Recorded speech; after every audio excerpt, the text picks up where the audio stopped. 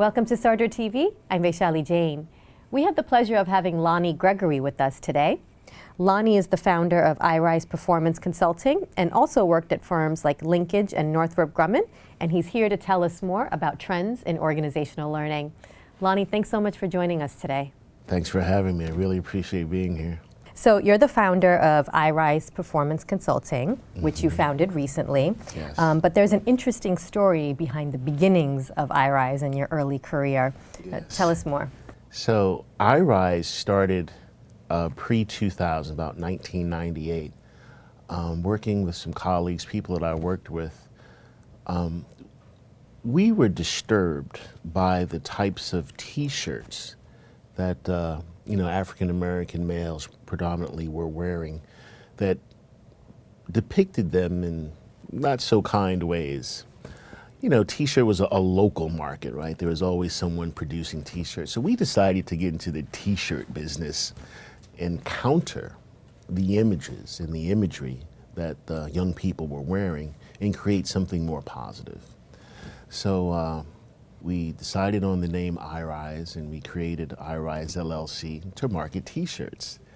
And as it happens, someone said to us, we really like that name, iRise.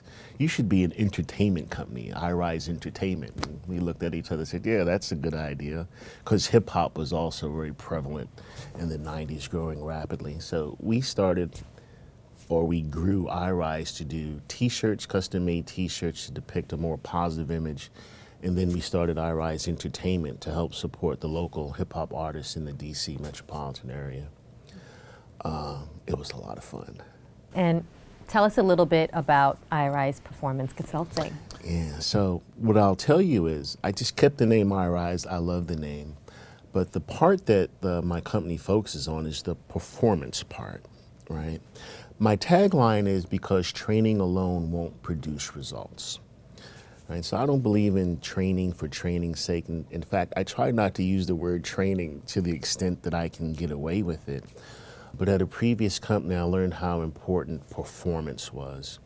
And then coming out of the military, supporting DOD and the intelligence community, it's always about mission, always about performance, to the extent that lives are at stake. You want to ensure that the interventions, your ability to support that person who was charged to do something is met. So I focus on performance, and that's why it's called performance consulting and not just another training type of thing. And you're also working on your PhD simultaneously? Isn't that crazy? Like I don't have anything else to do. I am. So I'm with Fielding Graduate University out of Santa Barbara, recruited from there by my grad school professor at George Mason University, who'd been dripping on me for years to go and earn this PhD. So I'm studying, or the thing that I'm going to research and try to contribute to the body of knowledge is about developing cognitive capacity to create competencies around complexity, agility, adaptability, and change resilience. Because these are the things that organizations are faced with. And they know these terms intellectually, but viscerally, when it's time to respond and then to take action, then it becomes a little bit more confusing, and these things become ambiguous, and the action that results or needs to result from that can be lost. So I'm considering, well, how do I develop cognitive capacity through systems, methodology, constructs, and those types of things, just to prepare people to deal with those types of issues. You also had the opportunity to work with defense and security firm Northrop Grumman. Tell us a little bit about your role. You were the Director of Learning, Technology, and Operations. Yes. What were you charged with there? I was charged primarily with building infrastructure and then supporting all of the learning events that occurred throughout the enterprise.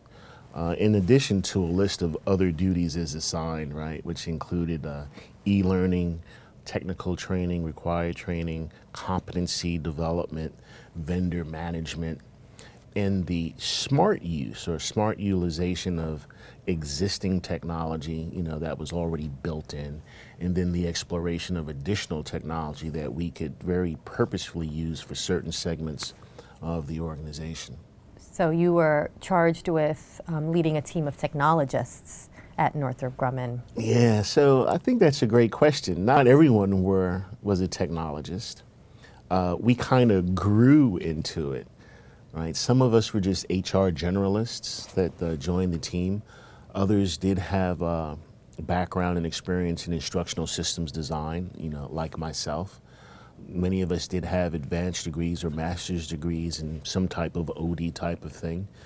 But we identified the need and knew that we could satisfy that need from deploying technology.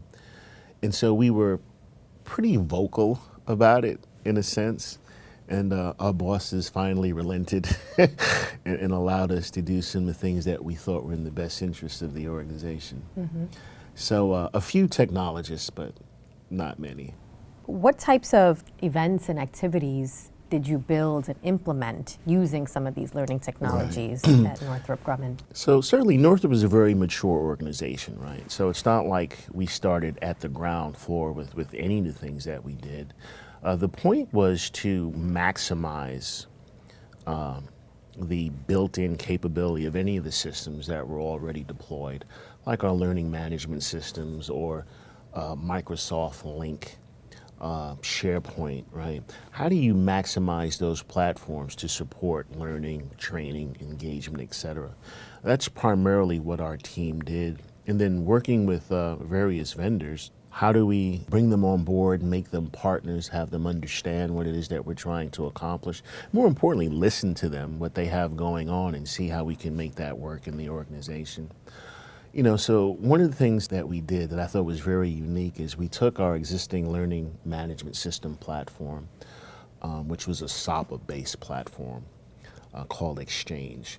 Now, Exchange had this ability to manage competencies and assign proficiency levels and create assignments.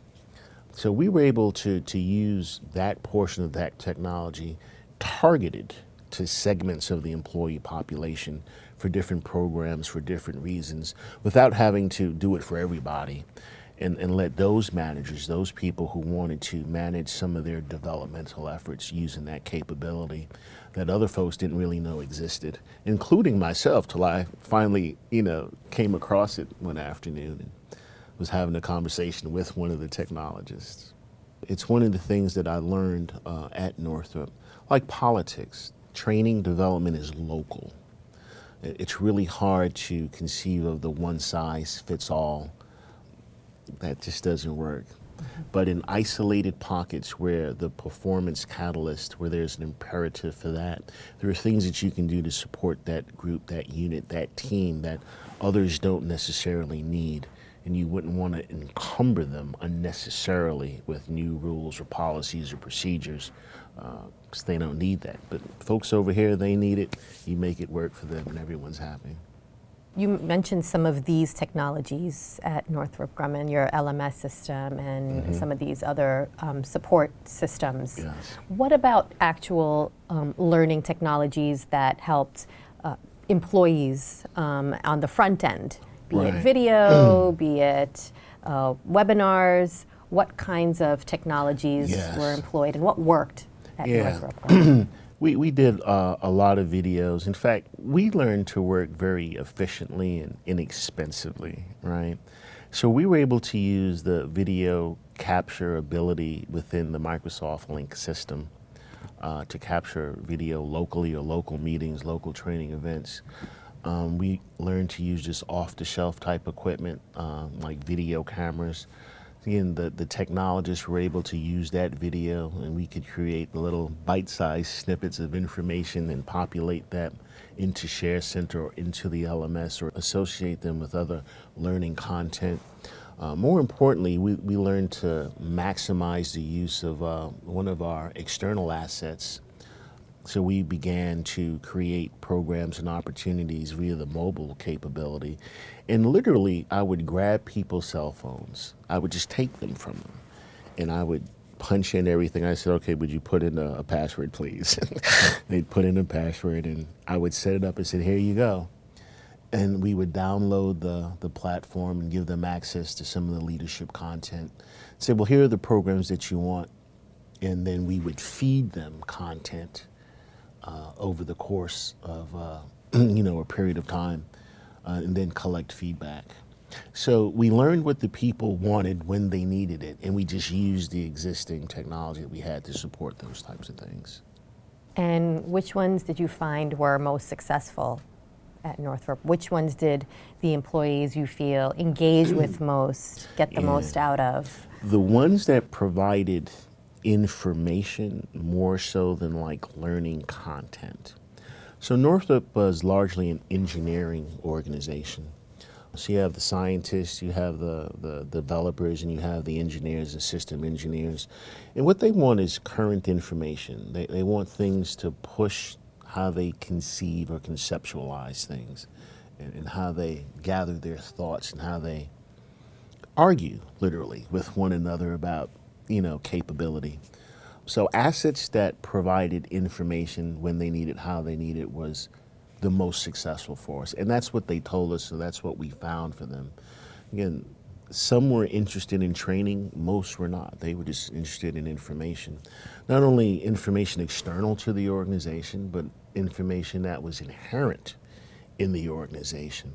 So again, using our existing technology like SharePoint and the LMS, we started to capture different types of information, even just conversations that people had. We did the appropriate amount of meta tagging and those types of things to make it searchable and accessible for those people who had a particular interest. Additionally, we ensured that we built out communities of interests and communities of practice for those folks to contribute to that body of knowledge. And lastly, we were very diligent about mining those conversations, the inputs and outputs from the communities of interest and practice, mining that data for goodness.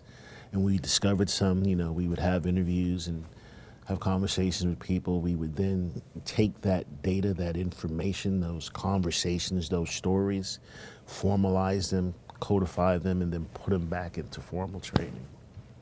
That's probably the key, right? Because informal learning has become such an important part of organizational learning. Absolutely. And it's a matter of being able to turn it around and actually make it usable and I guess more formal. That's true. It's very true. So it's cyclical, and it grows and it feeds upon itself. It's the classical definition of the learning organization. I think what happens is people hear that term and they think, oh no, I got to send everybody to training, or oh no, I'm going to spend $1 zillion. And no, it's not true. A learning organization can be us three, right? We have conversations, we contribute, we learn, we listen, we understand, we implement, we try, we experiment, we learn again. I think what's important for the organization is that the leadership allows people to have these conversations and then derive benefit from them and do things with that information. So how do you measure learning outcome? How do you measure success of these learning programs? How did you do it at Northrop Grumman? The new Kirkpatrick thinking, right? Kirkpatrick did the 4 levels of evaluation. Right, the thinking is now based upon a preponderance of evidence that suggests there was some linkage between training or learning event and the outcome for which it was developed. While that is true in certain instances, the real impact is so much longer term. Right, so let's think shortly about what our armed forces had to learn and then do to overcome the proliferation of improvised explosive devices in Iraq and Afghanistan. So all of the training and all of the experiences, all of the feedback that suggested that they take different action ultimately prevented or saved some lives, right? So as you see the number of deadly incidences going down, you could say to yourself, well, that was a direct result of potentially being trained. Not necessarily. Lots of things happen in there. So in terms of measuring outcomes for training events, you really have to have a very close relationship linkage between the performance objective and the learning or training objective, right? To the point where they're almost indistinguishable. And it's the only reason why you're going to create an intervention is to achieve a performance gain. To that extent, you can measure it directly. Other than that, there are things that you also want to consider about the population of people that are participating in achieving some performance outcome. So like for instance, a team is put together to create some new product. So you have engineers, you have programmers, you have sales professionals, you have OD people, you have graphic artists, you have English majors, right? And they all come together and they say, well, we're going to work together to create this product, and they do so. Now, could we come back and then look at the composite of that team and say, well, how were each of these individuals trained to support achieving the outcome for which they were tasked? Now, if we were able to figure that out, we can then say, well, if I'm going to assemble a team to achieve some specific outcome, how do I support their development working together to reach that outcome quicker, faster, better, cheaper, etc.? Then I can make the linkage, the claim between the training or the intervention and the performance outcome. So a lot of it depends upon where in the stream that you interject yourself or you create the intervention or those types of things. And then the relative closeness, right, between the performance outcome and the learning goal will tell you how to, how well you did, like ROI type of thing, which is the holy grail of training. Do you think it's important to be able to link your learning and your learning outcomes to ROI? I think if your CFO thinks it's important, then it's important. I think if leaders are comfortable with this notion of non-tangible outcomes, things that aren't directly measurable, but you can sense it or you can feel it. I heard someone call it the smell test, right? If they can walk into an environment and they can just sense and feel that people are productive, they're working together, they're engaged, they're excited, then maybe that's sufficient. I think what happens is success criteria has to be defined very locally. And I don't necessarily walk in the door and say, this is what success looks like. I ask the question, what would satisfy your team, yourself, your organization, in terms of achieving something for which you're willing to invest in? What would that satisfaction look like? How would you like to ascertain that? And then you can build that in. How important was the use of big data, or was that something that you used at Northrop Grumman to assess learning outcome and the success of the learning program itself, whether it worked, whether it didn't? Yeah, some things are like very obvious. So we used to send our capture managers, our business development people, program managers, we used to send them to a very expensive development program. Very expensive. And there were teams of them, but they were there for an incredibly specific, detailed reason. They knew why they were going. And so we were able to measure the impact of that intervention on their performance, and they performed very well. Sometimes we have no clue what the impact of going to a training event was for some of our people. Don't know, will never know, because we never asked the question. We never made the linkage. We were responding to other types of things other than performance, like contractual requirements. It's like, for instance, the government say, well, your project manager has to have X certification. Okay. So we send the project manager to get X certification. The contract is happy. We don't know if that PM is any better for it or not. So we never needed to ask the question. And let's say the government in this instance never asked the question either. They were checking the has the certification box. Hopefully they did so because they believe that would make that person perform better, but there's no empirical evidence to suggest that to be true.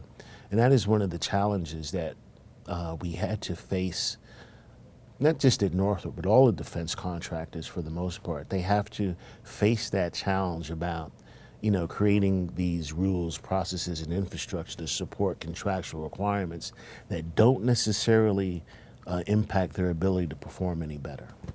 So how did Northrop Grumman define what a learning organization was? Lots of it is based upon program, based upon sector, based upon unit need, and then, based upon the learning team, right, helping to define these opportunities for each one of those types of entities. So on a very high level, we had the policy, right, the procedures, the processes. And then at a lower level, we had the opportunities, right, to engage somebody, to the greatest degree or to a very small degree to make them better. So success was different in different pockets. Now, I would talk to people about that and they say, well, that's kind of interesting. Wasn't there one overall organizational goal for this? And it's like, no, not here. In other places, it's a little different. Again, I think learning is local, and you provide the local need that satisfies the need locally, as opposed to creating this huge construct for which you can never really manage. It's one of the lessons that I think we learned there. You also mentioned that there's almost a misconception that you need a lot of resources or revenues to build a learning organization. So in your experience with Northrop Grumman, what kinds of resources do you need to actually build a learning organization? How much of revenue was allocated to building a learning organization and to your training and development programs? Yeah. Depending upon the time frame you're talking about, that answer is very different. So like all organizations, we morph, we evolve, we change, we grow, we adapt, we sell off units, we buy units. So the ability to pinpoint a dollar amount at any point in time is almost useless, right? And no one tracks that data. That's a burden on the organization. So having said that, one of the things that I was always asked to consider in my role was the burden that the things that I wanted to do was going to place on the organization. So sometimes it wasn't about the cash, the financial outlay. Certainly a company as big as Northrop could afford, something. But what strain did that put on you or the managers for which we're now going to have to use this new system, this new technology, this new process procedure? Did they have the capacity to do so? Not that they weren't interested, but where was the priority in this interest in terms of everything else that they had to accomplish? And then on the government contracting side, there is this liability, right? How do I account for my time? Because almost like a lawyer, I have to account for every 7 or 15 minutes, whatever the formula is. So if I'm not charging directly to the client, then what am I charging to? Then how do I justify that? So we always had to be cognizant of those types of issues, the charging issue, the capacity issue, the utilization issue, and then make adjustments for what that really looked like. So again, in some instances, you had the ability to charge for X, Y, and Z. In other instances, you did not. In some instances, one of my old bosses used to say, we got to get people to put some skin in the game, right? That they would just do things on their own. There was a vice president who used to talk to me about, well, can't we just build a culture of learning such that there is an expectation from the employee base that they will pursue their own opportunities to learn without any burden or cost to the organization? Some people were advocates for that, and some people are like, no, if it's a requirement of my job, then you need to provide the resources and the wherewithal in order to see that through. And those things coexisted. They were not either or propositions. Therefore, you had to accommodate both sides of that equation and do what you could to support them. I think at the end of the day, at the end of each day, keeping the guiding principles in mind, certainly the rules and regulations for which you have to maintain, you make very short-term decisions about supporting performance for the group that you're working with. Now, given the importance of technology at the organization, what kind of role did classroom-based training play, and how often was that used and implemented? Northrop was old school, so love classroom training. Of course, I'm old school too, right? I kind of like classroom training. Yeah, classroom training doesn't go away. It gets augmented, it gets supplemented, gets revised, it gets shortened. It is used for those types of things that require interface and interaction. You know, truly the ability to look into someone's eyes and to feel and sense and communicate on a much deeper level that can be achieved, virtually. So those things didn't go away, particularly for things like leadership development, management development, or for like action learning types of programs and events. There is no substitute for that face-to-face meeting. What I like to think is the stakes get higher and things just become more important, then that's when you tend to bring people together. And then, of course, sometimes folks just want to get together and you just say, okay, and you do that. So we're not going to get away from ILT entirely ever, I hope. How did you create learning plans at Northrop Grumman? I remember that was one of my first major gigs when I made senior manager of learning services. So we used to do it the old-fashioned way, the training needs assessment, this massive questionnaire and survey that went out to whomever they had allowed us to go out to. So let me just say that about this. Notice I said they would allow, right? So 17,000 employees in a sector. I can't bombard everyone's email with this survey. They don't allow that, right? I mean, the people who are responsible not only for the infrastructure, but the folks who kind of monitor what's sensible and what's not sensible. And so, okay, well, how do I scale that back? I'll send out an email to 6,000 managers. Well, not 6,000, maybe 4,000. So I elevate that up to a functional area.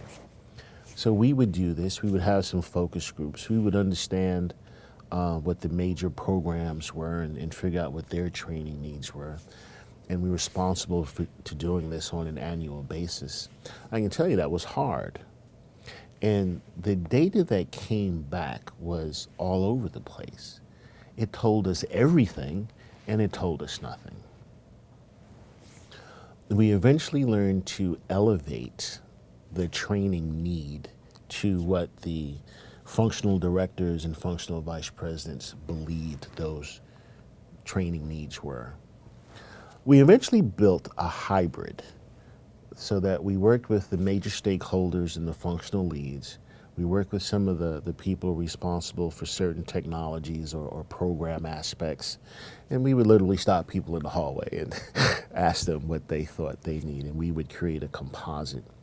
One of the things that we also had to do, because of our association with SCI, the Software Engineering Institute out of Pittsburgh, we were a CMMI compliant organization that would be capability, maturity, model integrated, which suggests that if we did things in a particular way, we would achieve a better outcome. So we were beholden to following these prescriptive steps and processes to earn this certification that we could share with our clients. And that required that we do a certain amount of needs assessment. My team was responsible for that. But as I suggested to you earlier, doing those things didn't necessarily say we were any better at anything, particularly from a training perspective, right? So you attend this process-oriented class, I get to check the box, right, that you were there, I'm compliant, but I don't know if you're any better at this thing than not, because that was never asked of us. So again, it's one of these things where we understood what we were responsible for contractually. We understood what each of the functions needed to accomplish, and we understood what certain individuals believed, in maintaining that cone, right? What they needed, and then we created the plans. And we instituted more stringent feedback mechanisms to in fact tell us that these are the things that were necessary. We also got smarter to look long term, right? What are the long term skills that are going to be required to satisfy the business strategy longer term? So we would do things like critical skill assessments, identify what those things were, and then see what the capability was inherent to the organization, what we would need from outside. So things like cybersecurity, as we really started to get into cyber, well, what is a cyber professional? What is that person supposed to be able to do? How are they supposed to think? Even down to their attitudes, right? Cyber professionals have chips on their shoulders there. So what are their attitudes? And we, began to codify them and then train towards them or prepare towards them. And that proliferated into our strategic hiring in the whole 9 yards. Given that it was such a large organization, what were some of the challenges that you faced in implementing some of these learning programs, learning technologies, throughout your process? Two challenges. One is like a personal challenge. So for me, the personal challenge was expediency. Things that I personally believe should take shorter always took longer. And things that I thought that we could do sooner just never materialized that way. But the second challenge was never a technology challenge. And we were a technology company, an engineering company. The challenge was never the technology. The challenge was ensuring that all of the major stakeholders and the people that cared about things were involved and they could provide their input and feedback and ensure, some of the safeguards that we were known for, and frankly that our shareholders expected of us were maintained, and that we practiced our due diligence around any of these things. And because it's such a large organization, you do have to build multiple alliances to get these things done. Sure, you need buy-in. You need buy-in. So while many of the fixes were literally a few mouse clicks, really just click a few mouse and it's done, in order to get the permission to actually execute those mouse clicks took a little time. It was challenging. So if I can, let me just share this really quick story with you about one of these instances. It was using the recording capability in Microsoft Link, right? Two different efforts, one led by myself and my team, and another effort led by the Future Technical Leaders Organization, both came up with a recommendation to turn on the Microsoft Link capability for training purposes. A lot of benefit to be able to do that because we did so many things virtually, right? Including training. But the aspect I was interested in was recording just meetings so that we could learn from how people conducted themselves in meetings and then provide feedback and coaching, etc. Anyway, built a business case and built use cases and did all of this stuff. And I'm shopping around everybody in the organization, achieving buy-in. And, got to the point where I've had as many conversations as I possibly could have. I needed to elevate and went to go see one of the vice president of human resources. My boss is there, and one of the managers that works for me, she's there as well, and we're talking to this VP. And I'm explaining. Finally, I said, you know what? If we don't do this, this is nutsy cuckoo, right? And she looks at me, that silence that seems like it's 3 minutes, but it's only about 3 seconds. She looks at me, then she gets up. She goes to her desk, and she stands, and she dials a number. And she says, Lonnie's explaining to me this, that, and the other thing. And she goes, and if we don't do this, it's nutsy cuckoo. So the challenge, challenge might not even be the wrong word. The thing that you have to do is achieve buy-in. You just have to build the audience that understands and that you understand the various perspective about what doing this thing is going to mean. And once you achieve that buy-in, then you have to go through your standard change type practices to ensure that buy-in now, permeates throughout the organization. Because stakeholder buy-in isn't enough. To start it, yes. but to see it through, that requires buy-in across the entire organization. Can you talk about some of the blended learning solutions that you had implemented at Northrop Grumman? Yeah, everything was blended. You know, I can't even remember when something wasn't blended. So it seems like it's a term that we've come up to suggest, well, I'm not just doing, instructor-led training. I've got this other thing that I'm doing too. I think we've always done blended, but we just didn't know it. So like, for instance, within a particular instructor learning course, which was predominantly, classroom-based, there was a simulation that we used, which was the focal point of the course. In fact, we couldn't have achieved what we did within the course, which, by the way, we did measure with respect to its application on a program, right? So it's program management training, and we monitored the application of the concepts on real programs. And we actually built much of the course on the requirement for how we assess program performance. So there was this direct link that I was sharing with you earlier. But we did use a simulation for achieving that. We also learned that it was hard though. we could actually do without the instructor-led portion, bringing everybody together. Every individual or groups, pairs of individuals could run the simulation separately and apart.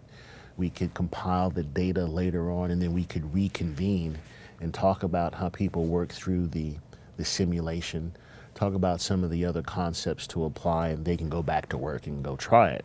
So we could turn a week-long course into a month and a half long coaching exercise. So that was blended. We also create a lot of like web events and e-learning type products. Again, we stopped calling them e-learning necessarily. We just call them, web-based products. And some of it was just about ideas, just about notions.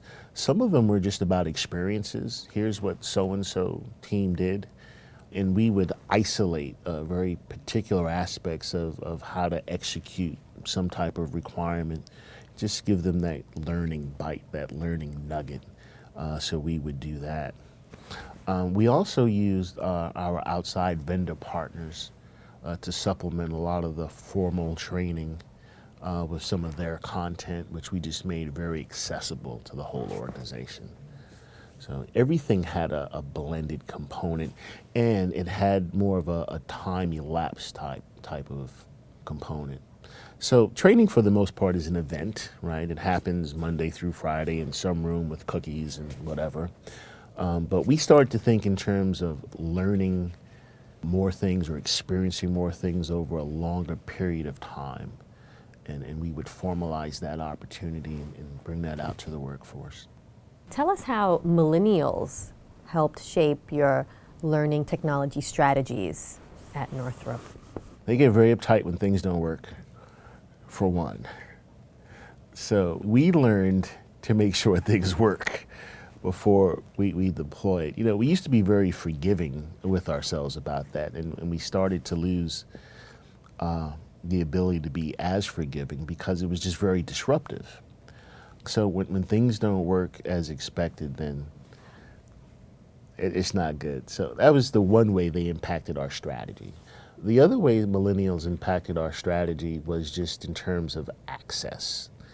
How quickly can we get access?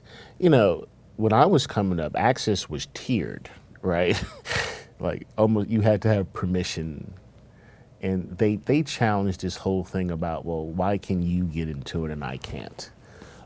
So again, we had to explore that.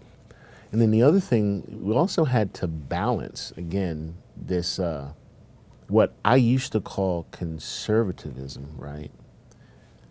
But it really wasn't the right way to think about it. Again, a company like Northrop is a company like Northrop for some very important reasons.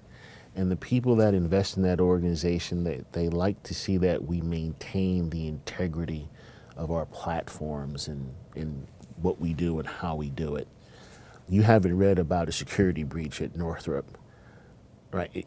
And there's a reason for that, right? So there is this balance why the millennials will say, well, I need this, I want that, and such and such and so and so. There is the opportunity to say, well, I appreciate that. Now I need you to understand a little bit more about the environment that you're in relative to this thing that you want. And then we come to compromise. So instead of having like total accessibility from wherever they are, whatever they're doing, they understand more about the parameters under which we work. And we kind of like compromise between what's available outside of the firewall. And then more importantly, the access they have inside of the firewall. Now again, then I like to translate access, not in terms of information, but in terms of relationship. So while they would say access to information, what we really found out is they want access to you. They want to be able to talk to you. They want to be able to build a relationship, understand more deeply what's going on, what's needed of them, how they can be supportive. So, the access thing was no longer an access thing. Now it becomes a real engagement thing. Because the data's there, right? So you have access to it, but what was missing was the relationship between the data and the people who, had the intuition about it or the history. And that's how they influenced development overall, right? Not necessarily training, but the whole ideal about employee engagement and development and inclusiveness and those types of things. How did the leaders in the organization go about building a learning culture within the organization? What I like about that question is it's plural, right? Leaders versus the leader. So there are leaders on every level, and they don't necessarily have titles or fancy offices or anything like that, but they're influencers, they're influential. So again, different leaders talked about different needs, and they would enable certain things within their teams, within their organizations to help meet or facilitate obtaining those needs. I think it was one of the neatest things about Northrop is that the leadership was so diverse, right? And while they all pursued the same types of things to support our mission and our customer objectives, they didn't do things all the same. So there was lots of opportunity to support them and do some things differently. Now, in some cases, that became hard because, it's like having 52 cards in the deck, right? And everyone's important. In other cases, it was very interesting because now you could be more creative.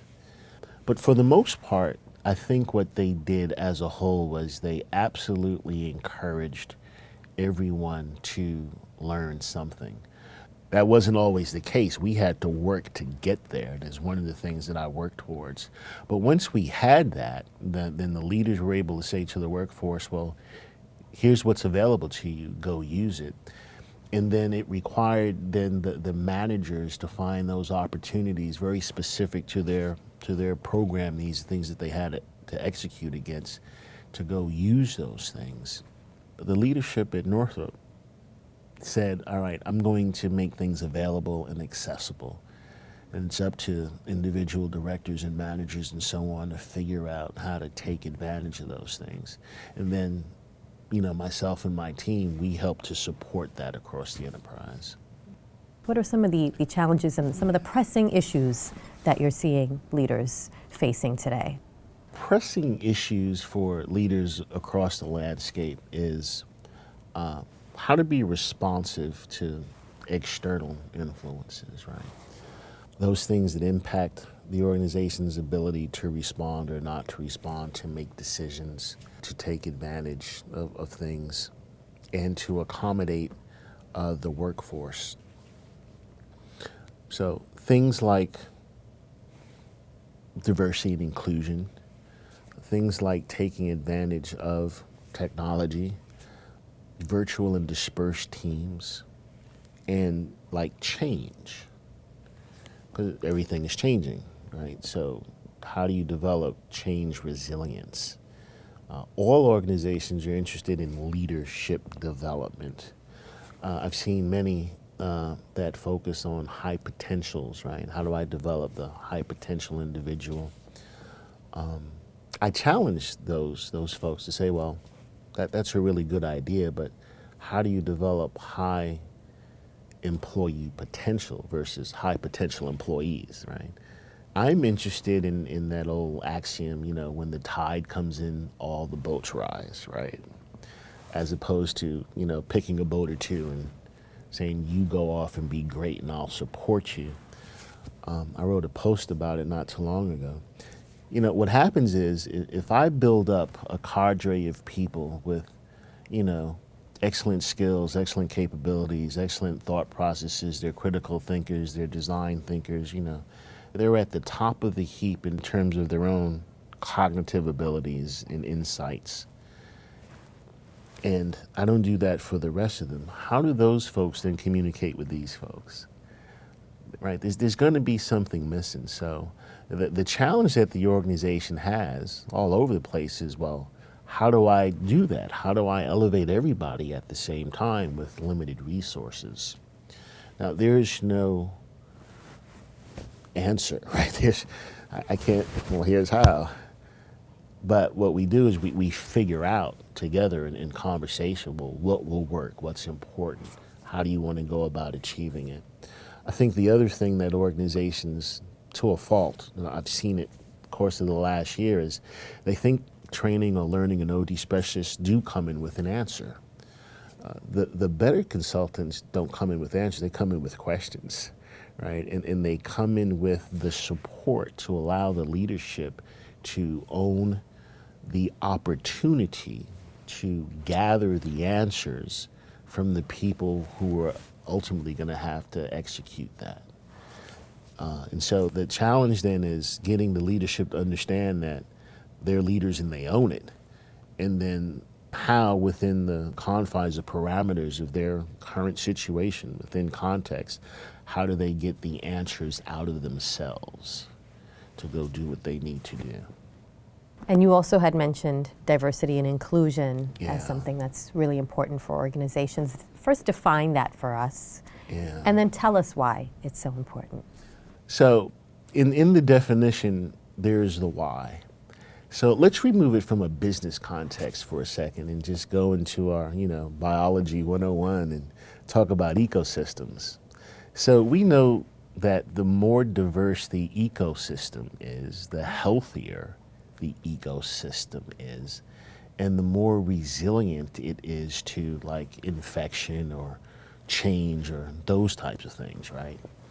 So the same analogy applies in the business context. Diversity is important in the business context because it provides a healthier environment. Now, we have a tendency, particularly in the West, when we talk about diversity, we're talking about obvious differences, right? Male, female, skin color, hair or no hair, right? Whatever the case may be.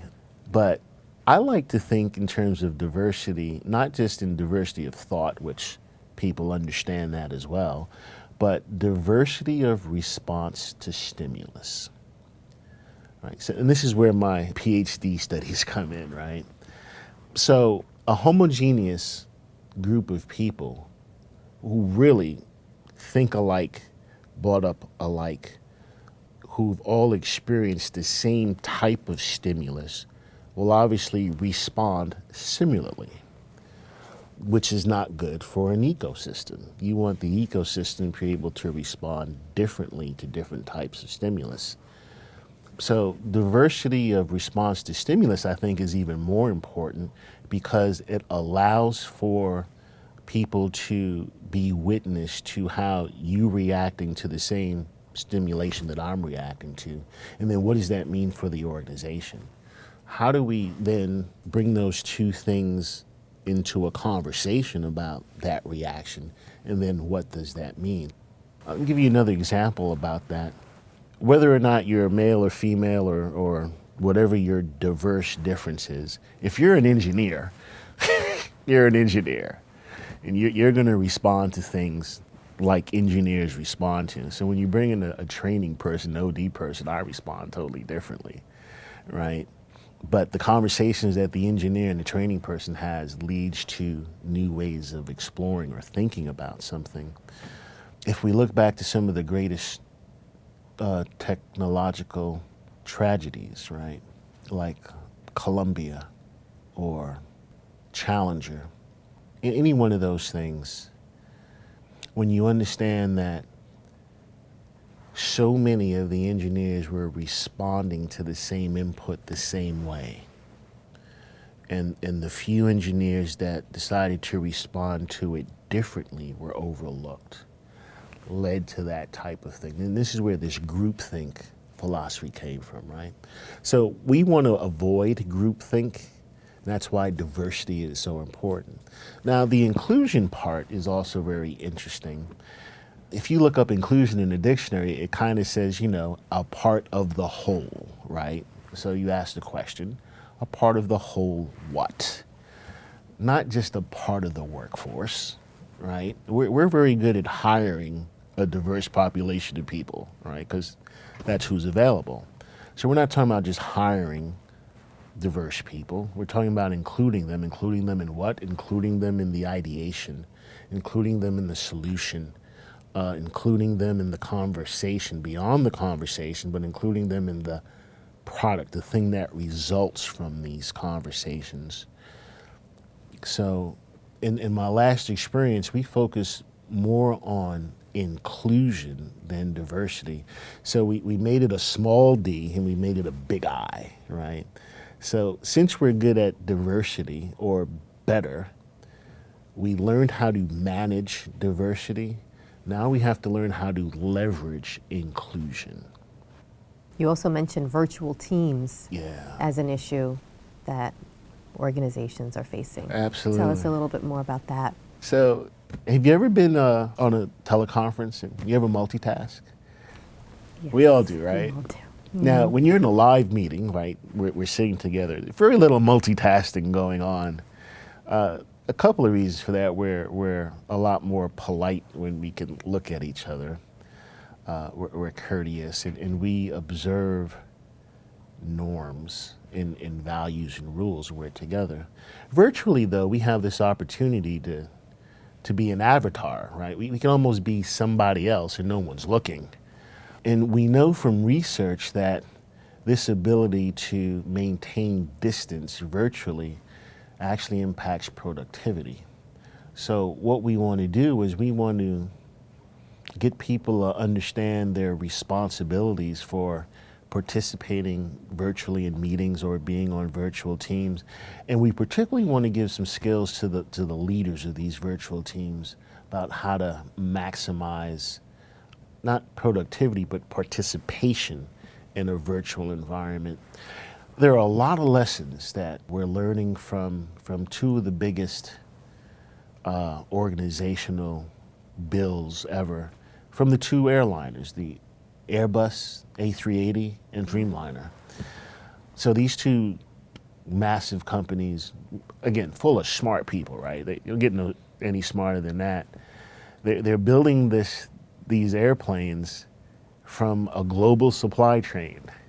You got parts made here, parts made there, big giant parts, right? Not just component pieces, but wings and full-blown assemblies across the globe, different time zones, different cultures, different languages, different ways of perceiving or responding to the same stimulus. Right? So how do you get those types of virtual endeavors to be a lot more aligned? So a lot of companies are trying to figure this out. And there's lots to be done about it. That's what's exciting about it. In fact, technology now becomes an enabler, catalyst for answering some of these questions, where before we thought it encumbered us. We're now able to see that a little differently. Well, this was really great. Thank you so much for coming and for such a rich discussion. Thank you. And that's it for today. We'll see you next time on Sarder TV.